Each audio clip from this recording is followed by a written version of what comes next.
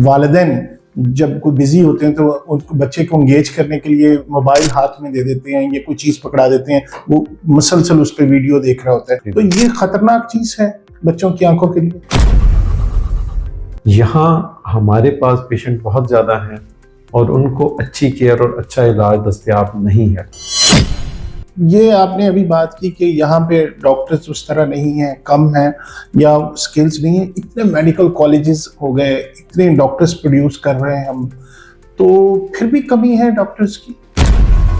Doctors बहुत हैं लेकिन अच्छे डॉक्टर्स जो है वो कम हैं। आप भी ग्लासेस वियर कर रहे हैं, तो आपने कभी खुद सोचा कि मैं नाम वियर करूंगा? ये बहुत आपने इम्पोर्टेंट क्वेश्चन किया, क्योंकि ये हमें बहुत ज़्यादा मुझे अक्सर सुनना पड़ता है कि जी आपने तो लगाए हुए हैं, हमारी आप उतारना चाहते हैं। अपनी आंखें डोनेट कर दी हैं और वो मरने के बाद मेरी आंखें इसको दी जाएंगी, तो उससे ये मतलब हो जाता है, दोबारा नजर आना शुरू हो जाता है, वो इस तरह लाइव होती हैं आंखें। पैदाइशी तौर पर आंखों में वो टेढ़ापन, बेंगापन सा वो आ जाता है, तो वो काबिल इलाज। पैदाइश के वक्त बच्चों की आंख छोटी या बड़ी होती है, तो उसका भी इलाज मुमकिन है। उसकी वजह क्या होती है? ये आंखों का असर पड़ता है शुगर की वजह से आंखों का डैमेज है या जो ब्लाइंडनेस है ये पाकिस्तान में बहुत तेजी से बढ़ रही है। स्ट्रेस का ताल्लुक आंख की नजर के विजन के कम होने से है।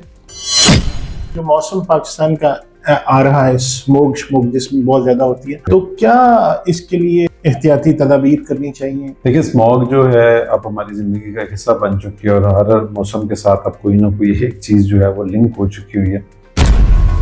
एक सर्जरी में डॉक्टर साहब, किसी भी किस्म की एक सर्जरी, नॉर्मल सी सर्जरी, उसमें कितना टाइम लगता है? जो फैसला किया इंग्लैंड से यहाँ आके प्रैक्टिस करने का, तो कभी पछताना पड़ा उस फैसले पे?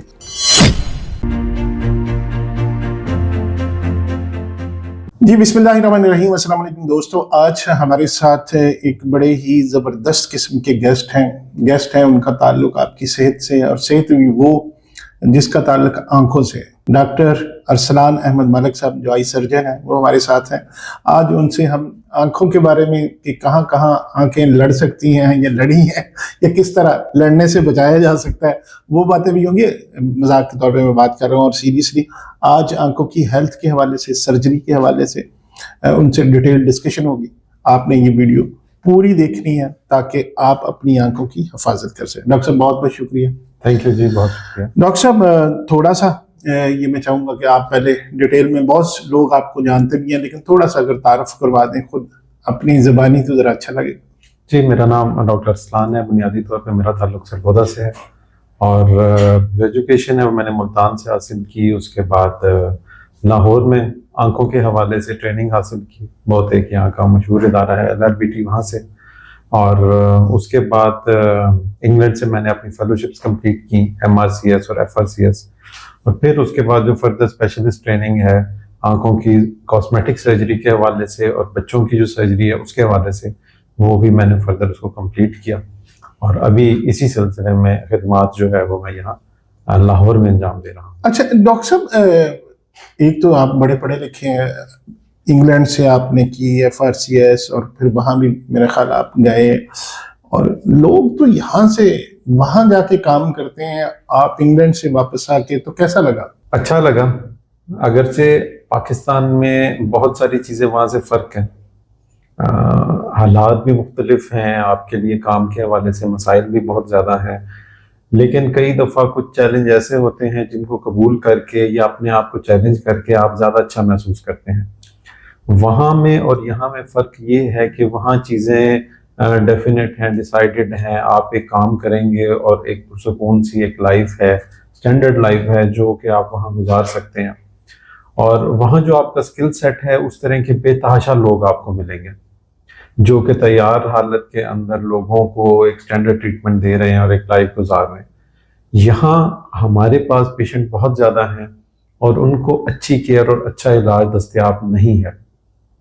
ना तो हमारे पास उस तरह की फैसिलिटीज़ हैं, ना डॉक्टरों की उस तरीके की बहुतात है, और फिर उसके ऊपर ज़्यादा जो प्रॉब्लम आती है वो ये है कि लोगों के पास फाइनेंसेस नहीं है कि वो अच्छे इलाज को स्पॉन्सर कर सकें। तो उसमें कोई भी अगर एक डॉक्टर इन दोनों चीज़ों का बैलेंस करना चाहे कि वो यहाँ अपने लिए रिस्क के मौके भी ढूंढे और साथ ही साथ लोगों को एक अच्छी सर्विस भी मुहैया करे, तो उसके लिए अगर आपके पास रिक्वायर्ड स्किल सेट मौजूद है तो बहुत ज़्यादा जगह है आपके पास ग्रो करने की भी और लोगों की हेल्प करने की भी। तो ये एक बुनियादी फर्क है जो वहाँ और यहाँ में मैंने देखा है। अच्छा डॉक्टर साहब, ये आपने अभी बात की कि यहाँ पे डॉक्टर्स उस तरह नहीं है, कम है या स्किल्स नहीं है। इतने मेडिकल कॉलेजेस हो गए, इतने डॉक्टर्स प्रोड्यूस कर रहे हैं हम, तो फिर भी कमी है डॉक्टर्स की। डॉक्टर्स बहुत हैं लेकिन अच्छे डॉक्टर्स जो है वो कम है। डॉक्टर्स की बहुतात का होना और अच्छे डॉक्टर्स का होना ये दो बिल्कुल मुख्तलिफ चीज़ें हैं। कोई भी जो एक स्पेशलिस्ट डॉक्टर है उसके लिए जो सबसे इम्पोर्टेंट चीज़ होती है वो उसका स्किल सेट होता है, उसकी ट्रेनिंग होती है, और ट्रेनिंग कभी भी डॉक्टर की बगैर किसी अच्छे ट्रेनिंग इंस्टीट्यूट के नहीं हो सकती है। अनफॉर्चुनेटली अब पाकिस्तान के अंदर जो है वो MBBS डॉक्टर्स तो बेतहाशा मौजूद हैं, और ना सिर्फ यहाँ मेडिकल कॉलेजेस की बहुतात है बल्कि बाहर से जो फॉरेन मेडिकल ग्रेजुएट्स हैं जो कि MBBS करके यहाँ आ, उनका इन्फ्लक्स भी बहुत ज़्यादा है। लेकिन जब वो यहाँ आते हैं तो आगे उन्होंने जो स्पेशलिस्ट ट्रेनिंग लेनी होती है तो उनके पास कोई मौके ऐसे नहीं होते कि वो अपनी फर्दर जो स्पेशलाइजेशन है उसको कंप्लीट कर सकें। और उसके वो एक लंबी डिबेट है लेकिन उसके बेताशा मसाइल हैं, और सिंपल वर्ड्स में ये कि उनको चूंकि ट्रेनिंग नहीं मिल पाती है इस वजह से वो एक्सपर्टीज उनकी नहीं, वो फिर एक्सपर्टीज नहीं आती। और एक और चीज जो मैं ऐड करना चाहूँ, जो हमारे यहाँ बहुत अच्छे मेडिकल कॉलेजेस भी हैं लेकिन हमारे यहाँ जो फ्लाइट है, जो ब्रेन ड्रेन है वो बहुत ज्यादा है। जो अच्छे इंस्टीट्यूट्स हैं पाकिस्तान के अंदर मेडिकल के, उनके तमाम नहीं तो 80 to 90% डॉक्टर्स जो ही MBBS कंप्लीट करते हैं वो बाहर चले जाते हैं। अच्छा डॉक्टर साहब, आपका चूंकि हम बात ही वहां से आने की कर रहे हैं तो रेलेवेंसी बनती है, तो मैं इसलिए पूछ भी देता हूँ कि आपने जो फैसला किया इंग्लैंड से यहाँ आके प्रैक्टिस करने का, तो कभी पछताना पड़ा उस फैसले पे? आप मतलब मुतमिन है? देखें अभी के जो हालात हैं उसमें वक्त के साथ साथ चीज़ें बहुत ज़्यादा मुश्किल तो होती जा रही हैं। इस हद तक तो मैं कह सकता हूँ कि कभी कभी इस चीज़ का एहसास ज़रूर होता है कि वहाँ जो फैसिलिटीज़ हमें मुयसर होती हैं पेशेंट की ट्रीटमेंट के हवाले से, जितनी हमारे पास एक फ्रीडम होती है, जो हम चाहते हैं वो हम पेशेंट को दे सकते हैं, यहाँ उस तरह के मामलात नहीं हैं। और वो कई सूरतों के अंदर है ये चीज़। मेडिसिन की अवेलेबिलिटी बहुत कम होती जा रही है यहाँ। उससे भी बड़ी बात है इक्विपमेंट की अवेलेबिलिटी। जो इक्विपमेंट जितनी तेज़ी से साइंस तरक्की कर रही है और बहुत सारी ऐसी बीमारियां जो पहले काबिल इलाज नहीं थी अब काबिल इलाज हैं, वो वाला इक्विपमेंट इतना ज़्यादा एक्सपेंसिव होता जा रहा है कि हमारी पहुंच से बाहर है। और फिर पेशेंट के लिए भी उसको एक्सेस करना और उसको बर्दाश्त करना, उसकी जो कॉस्ट है वो बहुत मुश्किल होता जा रहा है। तो इस हवाले से मसाइल जो है वो बढ़ते जा रहे हैं, क्योंकि हमारे पास गवर्नमेंट सेक्टर जो है वो बहुत ज़्यादा हेल्पफुल नहीं है इस मामले में। सारे का सारा बोझ जो है वो प्राइवेट सेक्टर को उठाना पड़ रहा है, और प्राइवेट सेक्टर्स जो है उनकी रनिंग कॉस्ट इतनी ज़्यादा बढ़ती जा रही है कि उनके लिए सस्टेन करना मुश्किल होता जा रहा है, या फिर अगर सस्टेन कर भी रहे हैं तो वो अपनी जो टेक्नोलॉजी उसको अपग्रेड नहीं कर पाते हैं, वक्त के साथ साथ अपनी मशीन्स को बेहतर नहीं कर पा रहे हैं। अच्छा डॉक्टर साहब, इसी से रेलेवेंट एक और सवाल कि क्या जो वहाँ पे जो फाइनेंशियल पॉइंट ऑफ व्यू से अगर बात करें, आमदनी एज ए डॉक्टर बाहर ज्यादा थी कि या यहाँ 4 पैसे आप अच्छे कमा लेते? देखिए ये टोटल डिपेंड करता है अगेन आपके स्किल सेट के ऊपर। जिसको काम अपना जो भी वो काम करता है किसी भी प्रोफेशन में है, मैं ये समझता हूँ कि पाकिस्तान के अंदर जो भी एक अच्छा प्रोफेशनल है उसके पास बेतहाशा अपॉर्चुनिटीज है। और उसकी वजह यह है कि पाकिस्तान की पॉपुलेशन बहुत ज़्यादा है और उसके मुकाबले में जो स्किल्ड प्रोफेशनल हैं वो कम हैं। तो इस वजह से पाकिस्तान के अंदर पैसे कमाना या अपनी डे टू डे लिविंग को चलाना कोई ऐसा मसला नहीं है कतई तौर के ऊपर।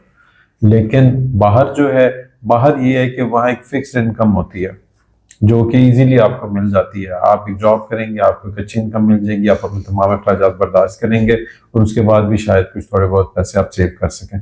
पाकिस्तान में ये है कि अगर आपको अच्छा एक काम आता है और आप अच्छे तरीके से कर रहे हैं उसको, तो कोई ऐसा मसला नहीं है, ये प्रॉब्लम नहीं है कि आपको यहाँ। और ये सिर्फ मेडिकल की बात नहीं मैं कर रहा, किसी भी शोबे के अंदर जितने भी अच्छे प्रोफेशनल्स हैं पाकिस्तान में बहुत सारी अपॉर्चुनिटीज हैं। ज्यादा जो प्रॉब्लम है पाकिस्तान के अंदर वो सिक्योरिटी का मसला है, लॉजिस्टिकल प्रॉब्लम्स हैं पाकिस्तान के अंदर, चीज़ों की एक्सेस, जैसे इंटरनेट यकदम से अगर खराब हो जाता है, बंद हो जाता है, बहुत सारी चीज़ें सर्विसेज जो है वो हमारी डिस्टर्ब हो जाती हैं। और इसी तरीके से आए दिन कोई ना कोई सिक्योरिटी का ऐसा इशू आ जाता है जिसकी वजह से आपको प्रॉब्लम होती जा रही है और लॉ एंड ऑर्डर की सिचुएशन जो है वो वक्त के साथ साथ खराब होती जा रही है। Otherwise this is best place to live. जी बिल्कुल बिल्कुल, अपने मुल्क से अच्छी कौन सी जगह है। ओके, अच्छा जी, चले अब चलते हैं प्रोफेशनल, हम थोड़े से कैरियर की तरफ भी जाएं। जी जी। तो डॉक्टर साहब क्यों जो आपने ऑफ्थल्मोलॉजी क्यों ये चुना? देखें, हर इंसान की कोई ना कोई अपनी एक फैसिनेशन होती है या उसके कोई ना कोई ऐसे ख्यालात होते हैं। जिस वक्त हम MBBS कर रहे होते हैं तो उस दौरान में मैंने देखा है कि जितने भी हमारे कोलीग्स होते हैं उनकी एक खास अफिलिएशन होती है, किसी न किसी सब्जेक्ट को वो पसंद करते हैं। तो आंखों का जिस वक्त मैंने एक शोबा चुना या जिस वक्त हम उसको पढ़ रहे थे तो मुझे ये चीज़ महसूस हुई कि एक तो आंखें हमारा बहुत ज़्यादा वाइटल ऑर्गन है, दूसरा पाकिस्तान में जो आंखों का शोबा है वो बहुत ज़्यादा इग्नोर्ड है। अगरचे लोगों को ये ज़रूर लगता होगा या उनका ये ज़रूर ख्याल है कि आंखों की जो ट्रीटमेंट है उसकी बड़ी इजीली एक्सेस अवेलेबल है, लेकिन ऐसा नहीं है। बेसिक बीमारियों की हद तक तो ये चीज़ ठीक है, लेकिन बहुत सारे ऐसे ट्रीटमेंट्स हैं आंखों में जो कि उससे बढ़ के हैं और उसके स्पेशलिस्ट डॉक्टर यहाँ अवेलेबल नहीं है। और तीसरी बात यह है कि बाकी शोबों के मुकाबले में ये एक ज़रा नफीस और साफ सुथरा सा पोर्शन है हमारे ट्रीटमेंट जो सिस्टम है उसका, तो इस वजह से मेरा इंटरेस्ट इसके अंदर ज़्यादा था। अच्छा डॉक्टर साहब, आंखों की मेजर जो पाकिस्तान के क्लाइमेट को देखते हुए, एनवायरनमेंट को देखते हुए, जो अगर हम बात करें कि मेजर ये बीमारियां हैं और इसकी ये हिफाजत इस तरह इसकी होनी चाहिए जो नॉर्मल बंदा घर में बैठ के भी कर सके। जी जी। बीमारियां देखें, हर एज ग्रुप के हिसाब से बीमारियां मुख्तलिफ हैं। अगर हम इसको सादा लफ्ज़ों के अंदर 3 हिस्सों में तकसीम करें, बच्चों की बीमारियां और एक जो हमारी अडल्ट या एक जो दरमियानी एज है उसकी बीमारियां और बड़ी उम्र की बीमारियां। बच्चों के अंदर जो सबसे ज़्यादा बीमारी है वो इस वक्त आंखों की जो ऐनक है या ग्लासेस, उसके लगने की जो प्रेवलेंस है वो बहुत तेज़ी से बढ़ रही है। मेजर जो उसका क्रेडिट है वो हमारे नियर डिवाइसेस के इस्तेमाल को या मोबाइल गैजेट्स को जाता है, जो कि बेइंतहा तेजी के साथ हमारी जिंदगी का हिस्सा बनता जा रहा है और इसकी वजह से आंखों में महंगापन वो आ जाता है। अच्छा, ये डिवाइस गैजेट्स को इस्तेमाल ये बच्चे यूजुअली हमने ये देखा कि बच्चे हमेशा आप ये करते हैं कि वालिदैन जब कोई बिजी होते हैं तो उनको बच्चे को एंगेज करने के लिए मोबाइल हाथ में दे देते हैं, ये कोई चीज पकड़ा देते हैं, वो मुसलसल उस पर वीडियो देख रहा होता है, अक्सर देखा। तो ये खतरनाक चीज है बच्चों की आंखों के लिए? जी बिल्कुल खतरनाक है, लाजमी तौर के ऊपर। जो इसके बारे में इंटरनेशनल जो ऑर्गेनाइजेशंस हैं, जैसे सबसे इम्पोर्टेंट WHO है, वर्ल्ड हेल्थ ऑर्गेनाइजेशन, उसकी जो गाइडलाइंस है वो बड़ी क्लियर कट है और वो ये है कि 5 साल से पहले आंखों का जो भी एक्सेसिव एक्सपोजर है वो ना सिर्फ ये कि आंखों के लिए नज़र के कई मसाइल पैदा करता है, जिसमें बच्चों को छोटी एज में ऐनक लग सकती है, टेढ़ापन आ सकता है, बल्कि इसके अलावा इसके बहुत सारे साइकोलॉजिकल और न्यूरोलॉजिकल प्रॉब्लम्स भी हैं। और आपने अपने अगर किसी जो हमारे डॉक्टर हजरात जो पीड्स के हैं या जो हमारे डॉक्टर हजरात चाइल्ड स्पेशलिस्ट हैं, अगर आप उनसे पूछें तो बच्चों के जो न्यूरोलॉजिकल प्रॉब्लम्स हैं वो तेजी से बढ़ रहे हैं, जैसे ऑटिज्म हो गया, ADHD और कई इस तरह की बीमारियां जो हैं वो बहुत तेजी के साथ फैल रही हैं बच्चों के अंदर। उसका बहुत ज्यादा ताल्लुक जो है वो हमारे लाइफस्टाइल और बच्चों की इन आदत के साथ है जो कि गैजेट के साथ लिंक्ड है। डॉक्टर साहब, ये अक्सर बच्चों को देखा है पैदाइशी तौर पर आंखों में वो टेढ़ापन, महंगापन सा वो आ जाता है, तो वो काबिल इलाज होता है? जी बिल्कुल काबिल इलाज है, लेकिन इसके अंदर अगेन आपका जो प्रॉपर स्पेशलिस्ट है उस तक एक्सेस होना बहुत ज़रूरी है। जो बच्चों के आंखों के अमराज हैं इसके स्पेशलिस्ट स्पेसिफिक होते हैं, जिस तरह तमाम फील्ड्स हैं, मेडिकल फील्ड में गैस्ट्रोएंटरोलॉजी, एंडोक्राइनोलॉजी, कार्डियोलॉजी, ये सारे मुख्तलिफ फील्ड हैं। इसी तरह आंख के अंदर भी 6 से 7 मुख्तलिफ शोबे हैं जिनके स्पेशलिस्ट भी मुख्तलिफ हैं।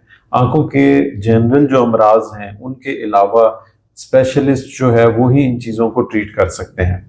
बच्चों के जो टेढ़ापन है उसके स्पेशलिस्ट अगर कोई हो तो वो अच्छे तरीके से इसको ट्रीट कर सकते हैं। और आप करते हैं? ट्रीटेबल है जी, बिल्कुल बिल्कुल। आप करते हैं? जी जी बिल्कुल। बच्चों के टेढ़ापन, इवन बड़ों का टेढ़ापन भी जाहिर है क्योंकि वो भी बचपन से ही आमतौर पर कितने % ठीक हो जाता है वो? 100%। यानी टेढ़ापन जो बचपन से जो नेचुरल है वो 100% ठीक हो सकता है? बिल्कुल हो सकता है। देखें, कोई भी बीमारी है अगर आप उसको ट्रीट नहीं करेंगे तो वो तो किसी हद पे भी जा सकती है, उसका तो कोई एंड नहीं है। शुगर को आप छोड़े रखें, आपके लिए वो लाइफ थ्रेटनिंग भी हो सकती है, लेकिन अगर हम उसका प्रॉपर ट्रीटमेंट कर रहे हैं तो बिल्कुल ये तकरीबन जो मैक्सिमम किस्म इसकी किस्में होती हैं मुख्तलिफ टेढ़ेपन की, 90% जो इसकी किस्में हैं वो बिल्कुल 100% नहीं तो 99% ट्रीटेबल है। चाहे वो ट्रीटमेंट मेडिसिन के जरिए हो, चाहे वो ट्रीटमेंट ग्लासेस के जरिए हो, या अल्टीमेटली जो लास्ट ऑप्शन होता है वो सर्जरी का होता है, चाहे सर्जरी के जरिए हो। ये बिल्कुल ट्रीटेबल एक डिजीज है। और इसके अंदर अभी चूंकि आपने सवाल किया तो मैं इस चीज़ को ज़रूर मेंशन करूंगा। हमारे पास बहुत सारे पेशेंट्स ऐसे आते हैं गांव से, देहात से, जो हमें आके ये बताते हैं कि हमें तो पता ही नहीं था कि ये ठीक भी हो सकती हैं आंखें, या आंखें सीधी भी हो सकती हैं, और उसके बाद एक सिंपल सर्जरी के जरिए उनकी आंखें बिल्कुल सीधी हो जाती हैं। और ये एक बहुत लाइफ चेंजिंग जो है वो जाहिर एक कह लें कि शख्सियत का एक नुक्स होता है, टेढ़ापन जो बिल्कुल वाज़ेह नजर आ रहा होता है, तो उसके जाहिर आपकी शख्सियत में थोड़ा सा फर्क भी पड़ता है। डॉक्टर साहब, ये कितना महंगा होता है सुनने वालों के लिए जो इससे मुस्तफीद होना चाहिए? अफोर्डेबल है? देखिए, बिल्कुल अफोर्डेबल है। पाकिस्तान में जो आंखों का इलाज है उसमें एक जो आप इसको अच्छी बात भी कह सकते हैं कि मुख्तलिफ तरह के इदारे मौजूद हैं जहाँ के अच्छा ट्रीटमेंट मिल रहा है, और वो आपको बहुत लो कॉस्ट के ऊपर जो है वो ट्रस्ट हॉस्पिटल्स जो है वो, और उसमें जो कई अच्छे ट्रस्ट हॉस्पिटल्स हैं वहाँ ये इलाज इजीली अवेलेबल है और बहुत लो कॉस्ट के ऊपर आपको ये मिल जाता है। और अच्छे कंसल्टेंट हैं, अच्छे डॉक्टर्स हैं माशाल्लाह जो कि इसको अच्छे तरीके से डील करते हैं। अच्छा डॉक्टर साहब, ये पैदाइश के वक्त बच्चों की आंख छोटी या बड़ी होती है तो उसका भी इलाज मुमकिन है? उसकी वजह क्या होती है? जी, उसकी वजह आंखों में नेचुरली आंख के जो पट्टे हैं उनकी कमजोरी होती है, और जिस तरह टेढ़ापन एक नेचुरली भी या पैदाइशी भी होता है जिसको हम कंजेनिटल स्क्विंट बोलते हैं, इसी तरह कंजेनिटल टोसिस भी होती है। इसका इलाज बिल्कुल मौजूद है, अगरचे ये सिर्फ और सिर्फ सर्जरी के जरिए ठीक हो सकता है, बगैर सर्जरी के ठीक नहीं होता है, बट इसका बिल्कुल इलाज मौजूद है। और अगेन आंखों के जो कॉस्मेटिक सर्जन हैं या आंखों की बनावट को बेहतर करने के लिए जो डॉक्टर हजरात अपनी खिदमत अंजाम देते हैं, वही डॉक्टर इसको देखते हैं और ट्रीट करते हैं। आप भी करते हैं? जी जी बिल्कुल। तो आप फिर उनका नाम क्यों लेते हैं? आप ये क्यों नहीं कहते कि हम वो ट्रीटमेंट हम करते हैं? बस मैं हर चीज का क्रेडिट नहीं लेना चाहता ना, बाकियों को भी तो हमने क्रेडिट देना है। तो आप किस किस चीज का, अभी हम इस वीडियो के थ्रू बता ही देना, किस किस चीज की ट्रीटमेंट करते हैं? जी, बेसिकली चूंकि मेरी फील्ड कॉस्मेटिक्स से रिलेटेड है, जनरल जो हमारी सर्जरीज हैं जिनके अंदर लेंस इम्प्लांटेशन या सफेद मोतिये के इलाज वो तो शामिल है, लेकिन जो कॉस्मेटिक सर्जरीज हैं बेसिकली जिस तरीके से ये अभी आपने जिक्र किया टेढ़ेपन का, इसी तरीके से आंख का वो जो पर्दा सा थोड़ा नीचे होता है जिसकी वजह से छोटी होती है, और आंख की किसी को चोट लग गई है उसकी वजह से, या कोई कैंसर हो गए हैं आंख के उसकी वजह से, आंख जाया हो गई है तो मसनूई आंख जो है ताकि देखने में दोनों आंखें एक जैसी लगें, ग्लासेस लगी हुई हैं तो उसके जो रिमूवल है, ये तमाम चीजें कॉस्मेटिक आई सर्जरी जो है उसकी फील्ड के अंदर आती हैं जो आप करते हैं। जी बिल्कुल। अच्छा, कितना आपकी फीस कितनी है, और जब सर्जरी करते हैं तो वो कितना का मतलब खर्चा आता है? लोगों को पता तो होना चाहिए। जी, फीस देखें ये तो डिपेंड करता है। हमारे जो अच्छे हैं उनके लिए सब कुछ फ्री है, नहीं, और आपके लिए भी। और बाकी ये कि फीस देखें लाहौर में 1000 से लेकर 2000 3000 तक ओके, कंसल्टेंट की फीस। एवरेज कंसल्टेंट की फीस है। और इसी तरीके से सर्जरी में बहुत ज्यादा वेरिएशन है। अगर हम लेंस की बात भी करें तो लेंस का किसी भी आम सर्जरी का खर्चा 30-40 हजार से लेके कई लाख तक भी हो सकता है। वो डिपेंड करता है लेंस किस टाइप के। जी बिल्कुल। एक सर्जरी में डॉक्टर साहब किसी भी किस्म की एक सर्जरी, नॉर्मल सी सर्जरी, उसमें कितना टाइम लगता है?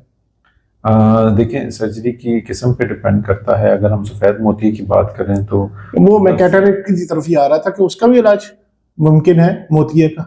जी जी, सफेद मोतिया जो है वो तो सबसे कॉमनली परफॉर्म्ड एक सर्जरी है जो कि मुख्तलिफ तरीकों से की जाती है। लेकिन अभी आजकल जो उसमें ख़ास तरीका है जिसको हम फेकोएमल्सिफिकेशन बोलते हैं, वो 10 से 20 मिनट का एक छोटा सा प्रोसीजर है जिसके ज़रिए बिल्कुल 2-4 दिन के अंदर अंदर आपकी आँख की नज़र और बीनाई वापस आ जाती है, बशर्ते कि आपकी आँख ओवरऑल अच्छी कंडीशन में हो, कोई और बीमारी ना हो। अच्छा डॉक्टर साहब, ये जो ऐनक लग रही है, ग्लासेस वियर करते हैं 1 नंबर 2 नंबर जिसके पॉइंट्स होते हैं, तो ये भी उतर सकती है या इसको लगे रहना बेहतर होता है क्या, या इसके ट्रीटमेंट बेहतर होता है? देखिए, कोई भी बहुत ज्यादा लोग हमसे ये सवाल करते हैं कि लेजर करवानी चाहिए या नहीं करवानी चाहिए, और अगर करवानी चाहिए तो क्या ये सेफ है। सेफ्टी वाइज तो ये बिल्कुल सेफ है, 100% सेफ है। बल्कि इसको मैं थोड़ा सा फर्दर एक्सटेंड करूंगा अपनी बात को कि सेफ हैंड्स में 100% सेफ है। एज लॉन्ग एज आपका सर्जन जो है वो एक अच्छा ट्रेंड सर्जन है तो फिर यकीनन इसमें कोई ऐसी परेशानी की बात नहीं है। और बहुत मिरेक्युलस रिजल्ट्स हैं इसके भी। खास तौर पे जितना नंबर बढ़ता जाता है, 1-2 नंबर वाली ऐनक तो शायद शौकिया लोग उतरवाते हैं, लेकिन जिसकी 10 नंबर की ऐनक है या 8 नंबर की ऐनक है, हमारे पास ऐसी बच्चियां आती हैं जिनकी शादियां सिर्फ इस वजह से रुकी हुई होती हैं कि उन्हें मोटी ऐनक लगी हुई है। क्योंकि हमारे यहाँ कई दफा, अगरचे ये रिवायत बिल्कुल गलत है लेकिन बहरहाल हमारे सोसाइटी का एक हिस्सा है। जी बिल्कुल तो इस वजह से उनके लिए ये चीजें जो है बिल्कुल लाइफ चेंजिंग होती है। और अब तो ऐसी सर्जरीज भी आ गई हैं जिसमें आपका इससे ऊपर के जो नंबर हैं 20 नंबर तक, 15 नंबर तक भी बआसानी रिमूव किए जा सकते हैं। तो ऐनक का उतरना ना सिर्फ सेफ है बल्कि बहुत एक अच्छा ऑप्शन है उन लोगों के लिए जिनको ग्लासेस की मौजूदगी डिस्टर्ब कर रही है। बाकी करवाना ना करवाना टोटली एक पर्सनल डिसीजन है, हर इंसान अपनी जिंदगी के फैसले करने में बाख्तियार है। और सेफ्टी वाइज कोई इशू नहीं है अलबत्ता। अच्छा, वो आपकी मर्जी है। जैसे आप भी ग्लासेस वियर कर रहे हैं तो आपने कभी खुद सोचा कि मैं ना वियर करूं? तो जी, ये बहुत आपने इम्पोर्टेंट क्वेश्चन किया, क्योंकि ये हमें बहुत ज्यादा मुझे अक्सर सुनना पड़ता है कि जी आपने तो लगाए हुए हैं, तो हमारी आप उतारना चाहते हैं।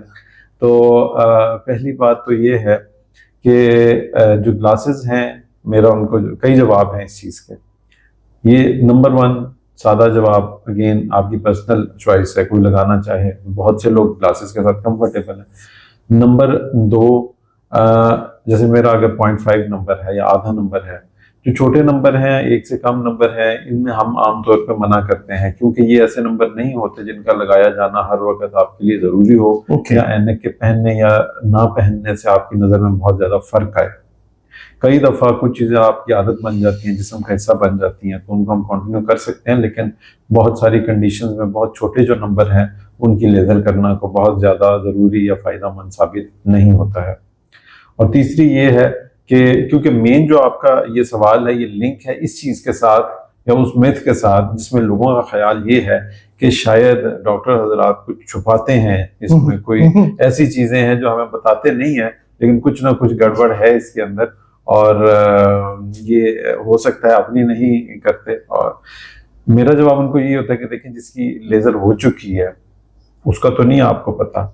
बहुत सारे लोग जिंदगी में ऐसे मिलते होंगे जिन्होंने ऐनक नहीं लगाई, जिसमें डॉक्टर भी शामिल है। हो सकता है उन्होंने कभी लेजर करवाई हो जिंदगी में, तो जिसकी ग्लासेस उतर चुकी हैं उसकी तो कोई निशानी ऐसी नहीं है जो ये साबित करे। और बहुत सारे डॉक्टर हजरात की मैंने खुद भी लेजर की है, तो ऐसा बिल्कुल भी नहीं है कि सेफ्टी वाइज इसमें किसी किस्म का कोई प्रॉब्लम हो। डॉक्टर साहब, ये शुगर से जिन लोगों को शुगर होती है उनके भी आंखों का असर पड़ता है शुगर? जी बिल्कुल, ये बहुत ही इम्पोर्टेंट क्वेश्चन है जो आपने किया है। शुगर की वजह से आंखों का जो डैमेज है या जो ब्लाइंडनेस है, ये पाकिस्तान में बहुत तेजी से बढ़ रही है, इंतहाई तेजी से। क्योंकि पाकिस्तान दुनिया के टॉप 5 कंट्रीज में आता है जिनकी पॉपुलेशन, जो नंबर ऑफ पेशेंट्स हैं डायबिटीज से जो इफेक्टेड हैं उसके हिसाब से। और डायबिटीज की जो कॉम्प्लिकेशंस है उसमें one of the most common और मेजर कॉम्प्लिकेशंस है आंखों में शुगर के असरात। कई तरह के असरात पैदा होते हैं। जो पहला असर आता है जिसमें मोस्ट कॉमनली हमने देखा है वो सफेद मोतिया है। ओके। और सफेद मोतिया चूंकि अब शुगर अर्ली एजेस में भी स्टार्ट हो गई है, 30s में 40s में लोगों को अक्सर शुगर हो जाती है। और हमारे यहाँ चूंकि शुगर के असरात जैसे में फौरी तौर पे आते नहीं है तो उसको कंट्रोल करने का भी कोई बहुत ज्यादा रिवाज नहीं है, जिसकी वजह से अल्टीमेटली क्या होता है कि अक्सर पेशेंट हमारे पास नजर की धुंधलाहट के साथ आते हैं और चेकअप पे पता चलता है कि इनकी आंखों में सफेद मोतिया आ चुका है। और ये पहली मेजर कॉम्प्लिकेशन है, लेकिन ये भी इतनी उस हद तक खतरनाक नहीं है क्योंकि इसका इलाज इजीली अवेलेबल भी है और एक इलाज के जरिए आप इसको बेहतर कर सकते हैं। लेकिन अगेन चूंकि शुगर कंट्रोल तो अच्छा है नहीं तो मामला आंख के पर्दे पे शिफ्ट हो जाता है और आंख के पर्दे में ऐसी चेंजेस आनी शुरू हो जाती हैं जिनसे परमानेंट लॉस ऑफ विजन जो है वो स्टार्ट हो जाता है। और आंख के जो पर्दे की बीमारियां हैं ये इंतहाई खतरनाक साबित होती हैं और अल्टीमेटली आपको कंप्लीट लॉस ऑफ विजन या अंधेपन का शिकार करती हैं। और हमारे पास जो पेशेंट अक्सर आते हैं जिनका बहुत ज़्यादा डैमेज हो चुका होता है, उनके जितने भी ट्रीटमेंट्स हैं वो बिल्कुल सपोर्टिव तो हो सकते हैं कि आंख की जो नज़र थोड़ी बहुत बच गई है उसको कुछ बचा लें, लेकिन नज़र की वापसी का उसमें कोई प्रोसेस नहीं होता। और अक्सर हमारे पेशेंट्स हमें ये कहते हुए सुनाई देते हैं या हमारे पास आने वाले पेशेंट्स हमें ये बताते हैं कि हमारे फलान जानने वाले ने सर्जरी करवाई थी लेकिन उसकी आंख तो ज़ाया हो गई। ये एक बहुत कॉमन बात है जो शायद आपने भी सुनी हो। जी जी ऐसे। और उसमें मेन वजह ये होती है कि जिस वक्त हमें यह ख्याल आता है कि हम अपनी आंखों का कुछ ख्याल करें तो उस वक्त तक मामला बहुत ज्यादा बढ़ चुके होते हैं, वो ट्रीटेबल नहीं रहते। जो हम कोशिश अक्सर डॉक्टर हज़रात जब करते हैं तो उसकी कामयाबी के चांसेस कम होते हैं। कुछ कंडीशंस में होती भी है, कम से कम हम ये जरूर कर सकते हैं कि जो 10-20% नजर बची हुई है उसको बचा लें, लेकिन कई दफा ये कोशिश कामयाब नहीं भी होती और जिसके बाद हम ये तो भूल जाते हैं कि हमने 30-40 साल शुगर को बिल्कुल कंट्रोल नहीं किया, लेकिन हमें ये जरूर याद रहता है कि डॉक्टर ने इलाज किया था और वो करामत साबित नहीं हुआ। डॉक्टर साहब, स्ट्रेस का ताल्लुक आंख की मतलब वो कम होने, उसकी नजर के विजन के कम होने से है? जी बिल्कुल। विजन की जो फंक्शनल विजन है या हमारी जो आंखों की देखने की सलाहियत है उसमें डे टू डे बेसिस के ऊपर जो चेंजेस आती हैं, फोकस करने के प्रॉब्लम, नज़र की धुंधलाहट, जिनका ताल्लुक आंख के पट्टों के साथ है, उसका ताल्लुक स्ट्रेस के साथ है। लेकिन स्ट्रेस की वजह से आंख में कोई ऐसा डैमेज आमतौर पे पैदा नहीं होता जो आंखों में किसी मुस्तकिल डैमेज का बाइस बने। अलबत्ता इनडायरेक्टली काफ़ी सारी ऐसी चीज़ें हैं जो कि पूरे जिस्म में भी और आंखों में ऐसी चेंजेस लाती हैं जिसकी वजह से हमें देखने में मुश्किलात का सामना करना पड़ सकता है। ओके डॉक्टर साहब, आगे ये जो मौसम पाकिस्तान का आ रहा है, स्मोक जिसमें बहुत ज्यादा होती है, तो इसके लिए बहुत सारे मसाइल पैदा हो जाते हैं इसकी वजह से। तो क्या इसके लिए एहतियाती तदाबीर करनी चाहिए आने वाले दिनों में जब स्मोक आए? देखिए, स्मॉग जो है अब हमारी जिंदगी का हिस्सा बन चुकी है और हर मौसम के साथ अब कोई ना कोई एक चीज जो है वो लिंक हो चुकी हुई है। तो इसी तरीके से जो सर्दियों का आगे मौसम है इसमें स्मॉग आएगी। ऑलरेडी हमारी जो आंखें हैं वो एलर्जी को बहुत ज्यादा फेस कर रही हैं, क्योंकि किसी हद तक अगर आप इवन लाहौर की ही बात करें तो जो हमारा AQI है यानी कि एयर क्वालिटी इंडेक्स जो है वो दुनिया के बुरे तरीन शहरों के अंदर शामिल है। जब स्मॉग आती है तो रही से ही कसर भी पूरी हो जाती है। और जो दो हिस्से जिस्म के सबसे ज्यादा इससे मुतासिर होते हैं वो एक लंग्स हैं या फेफड़े और दूसरा आंखें हैं। और इस जो केमिकल्स हैं इनके असरात की वजह से आंखों में एलर्जी की शदीद अलामात जो हैं वो पैदा होती हैं। पहला जो सिंपलेस्ट फार्मूला है वो यही है कि जब भी हम बाहर निकलें तो हम ग्लासेस जो है वो जरूर लगाएं, हिफाजती ऐनक। और हिफाजती ऐनक के बारे में भी लोगों का एक जो कॉन्सेप्ट है वो थोड़ा सा इस हद तक सही होने वाला है कि खास तौर पे हमारे जो भाई बाइक, साइकिल या पैदल सफर करते हैं उनके लिए ही जरूरी जाते हैं तो वो लाजमी ये पहने। और बंद ऐनक, जो चीज मैं मेंशन करना चाहता हूँ कि बंद ऐनक होनी चाहिए। खाली ऐनक आंख को किसी हद तक प्रोटेक्ट जरूर करेगी, लेकिन उसमें इतनी जगह जरूर होती है कि जो एयर की सर्कुलेशन है वो अल्टीमेटली आंख में किसी न किसी हद तक जो पोल्यूशन है उसको पहुंचाती है और अल्टीमेटली आंख में एलर्जी की अलामात पैदा होती हैं।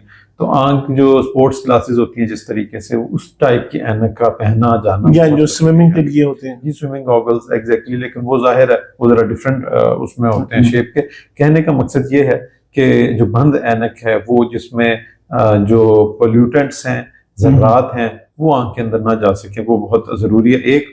और दूसरा, आंखों को वक्तन फवक्तन धोते रहना, वॉश करते रहना, ताकि जो पार्टिकल्स आंख के अंदर फंसे हुए हैं, स्टक हैं और एलर्जी और इरिटेशन का बाइस बन सकते हैं, वो साथ साथ वॉश होते रहें। इंसान को कब ये होना चाहिए कि आपको फौरी तौर पे आंख का मसला है तो डॉक्टर के पास चले जाना चाहिए? देखें, इसके दो हिस्से हैं। एक तो है आंख का रूटीन का मुआयना। हमारे यहाँ चूंकि रूटीन के मुआयने की या हमें आदत नहीं है कि हम अपनी वही वो practices आंख का करवाएं। जो रूटीन का मुआयना कितनी देर बाद चेकअप करवा देना चाहिए? देखें, 35 इयर्स की जो एज है उसके बाद आपको हर साल एक मुआयना आंख का करवाना चाहिए। जबकि इसी तरीके से अगर हम पीछे चले जाएं, बच्चों के अंदर पहला मुआयना पैदाइश के टाइम पे होता है और दूसरा मुआयना जिस वक्त प्री स्कूल या जो स्कूल गोइंग एज है उस वक्त आंख का मुआयना मैंडेटरी है। बाहर जो जहाँ अच्छी हेल्थ प्रैक्टिसेस हैं वहाँ यही तरीका कार जो है वो फॉलो होता है। और इसी तरीके से अगर आपको आंख का प्रॉब्लम है तो फिर आंख के जितने भी अच्छे जो प्रैक्टिस वाले डॉक्टर्स रात हैं वो आपको एक शेड्यूल देते हैं जिसके मुताबिक आपको 6 महीने बाद, साल बाद, 3 महीने बाद, डिपेंड करता है मसले की नौयत के एतबार से, वो आपको वक्तन फवक्तन चेक करते रहते हैं। ओके, तो डॉक्टर साहब आखिरी कोई आंखों के हवाले से मैसेज देना चाहें? जी, आंखों के हवाले से जो मैसेज है मेरा वो यही है कि आंखें अल्लाह का वो कीमती सरमाया है जिसको हम अक्सर फॉर ग्रांटेड लेते हैं, और इसकी अहमियत का एहसास उस वक्त होता है जब हमें खुद को आंख में कोई तकलीफ पैदा होती है या हमारे किसी करीबी जानने वाले को इस तकलीफ में से गुजरना पड़ता है। हम इसको जितना ही फॉर ग्रांटेड लेते हैं ये उतना ही नाजुक मामला है, और इसमें अक्सर हमने देखा है कि सिर्फ हमारी थोड़ी सी कोताही की वजह से बहुत ज़्यादा नुकसान हो जाता है। और कॉन्टैक्ट लेंस का यूज़, बाहर जाते हुए ऐनक हिफाजती ना पहनना, इस तरह की छोटी छोटी चीज़ें हैं जो जिससे आंखें ज़ाया होती हुई भी हमने देखी हैं। तो अपनी आंखों की जो बेसिक केयर है उसके बारे में ज़रूर एहतियात करें, और कोई भी प्रॉब्लम हो तो उसको इग्नोर ना करें और किसी भी अच्छे करीबी डॉक्टर से ज़रूर रब्ता करें। डॉक्टर साहब, फिर मुझे एक सवाल मेरे ज़हन में आ गया। वो जो कहते हैं कि इसने अपनी आंखें डोनेट कर दी हैं और वो मरने के बाद मेरी आंखें इसको दी जाएंगी, तो उससे ये मतलब हो जाता है, दोबारा नजर आना शुरू हो जाता है, वो इस तरह लाइव होती हैं आंखें? ये बहुत बड़ा एक मिथ कह लें या बहुत बड़ी एक मिसकॉन्सेप्शन है जिसमें लोगों का ख्याल ये होता है कि जो डोनेटेड आई है वो आंख के तमाम अमराज जिनमें नज़र ज़ाया हो जाती है उसका इलाज है। ऐसा बिल्कुल भी नहीं है। सिर्फ आंख का जो इंटीरियर पोर्शन है या अगले वाला हिस्सा है जिसको हम कॉर्निया बोलते हैं और जिसको अक्सर आप कॉन्टैक्ट लेंस लगाते हुए टच करते हैं या उसके ऊपर आप जो है फिंगर से कॉन्टैक्ट लेंस की एप्लीकेशन करते हैं, ये वो हिस्सा है जो कि डोनेटेड है, और डोनेशन के ज़रिए इसको हम चेंज कर सकते हैं। बाकी आंख के जितने भी हिस्से हैं, ख़ासतौर पे जो आंख का पर्दा है, उसकी बीमारियां काबिल इलाज नहीं हैं, और उसके अंदर जो डोनेटेड आई है वो हेल्पफुल नहीं होती है। डोनेटेड आई सिर्फ और सिर्फ आंख के अगले हिस्से की बीमारियों को ट्रीट कर सकती है। जी, बहुत बहुत शुक्रिया नाज़रीन, आपने डॉक्टर साहब की बात सुनी होगी। डॉक्टर साहब को फिर हम वक्तन वक्तन ज़हमत देते रहेंगे कि आप आंखों की बीमारियों के मुताल्लिक उनसे जानकारी ले सकें। अब तक के लिए इतना ही, इजाज़त दीजिएगा। खुदा हाफिज़।